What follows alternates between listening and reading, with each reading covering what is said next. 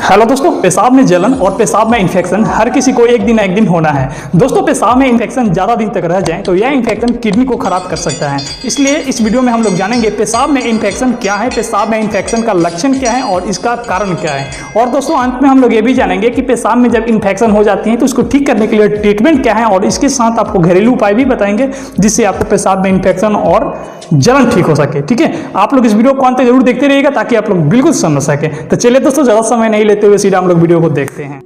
दोस्तों, पेशाब में इन्फेक्शन को यूटीआई कहते हैं, यानी यूरिनरी ट्रैक्ट इन्फेक्शन। दोस्तों, यूटीआई इकोलाई बैक्टीरिया के कारण होता है। दोस्तों, मूत्राशय यानी यूरिन ब्लैडर और उसकी नली बैक्टीरिया से संक्रमित हो जाती है तो यह यूटीआई हो जाती है।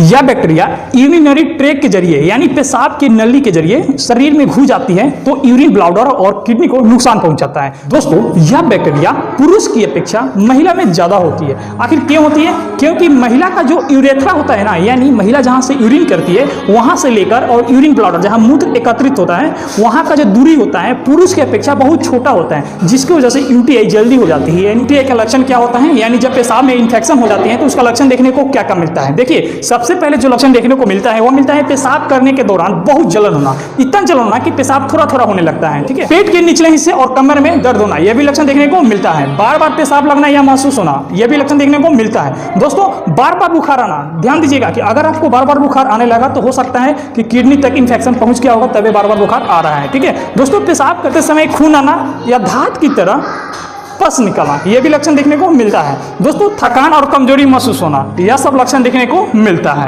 दोस्तों, अब हम लोग जानेंगे कि इसका कारण क्या होता है। ठीक है, जिससे पेशाब में इन्फेक्शन हो जाती है। देखिए, पेशाब में इन्फेक्शन होने का मुख्य कारण इकोलाई बैक्टीरिया के कारण होता है, जो कि आंतों में पाया जाता है। यह बैक्टीरिया गुदा द्वारा यानी लैट्रिन के रास्ते से निकलकर मूत्र मार्ग, मूत्राशय, मूत्रवाहिनी और उस किडनी में यह इन्फेक्शन फैल जाती है। इसलिए महिला में यूरिन इन्फेक्शन होने का ज़्यादा चांस होती है क्योंकि गुदा और मूत्र मार्ग पास में होता है। यौन संबंध के समय साफ सफाई नहीं रखने के कारण भी यह बैक्टीरिया हो जाती है। दोस्तों, गर्भाशय में प्रोजेस्टेरोन हार्मोन बढ़ने के कारण मूत्राशय और मूत्र नली में कांटेक्ट करने की क्षमता कम हो जाती है। जबकि कांटेक्ट करने की क्षमता कम हो जाती है तो मूत्राशय सही प्रकार से काम नहीं करती है। ठीक है, जिसकी वजह यूरिन में इन्फेक्शन हो जाती है। दोस्तों, पुरुष में डायबिटीज और प्रोस्टेट बढ़ने के कारण पेशाब में इन्फेक्शन हो जाती है। कभी कभी यह भी देखा गया है कि किडनी, मूत्राशय, यूरिन ब्लैडर में स्टोन होने के कारण भी इकोलाई बैक्टीरिया हो जाती है, जिसका कारण पेशाब में जलन होने लगती है। जिस तरह ये देख रहे हैं, यह जो है स्टोन है। ठीक है, इसमें भी होता है यूरिन ब्लैडर में। ठीक है दोस्तों, पानी कम पीने के कारण भी यूरिन इन्फेक्शन हो जाती है।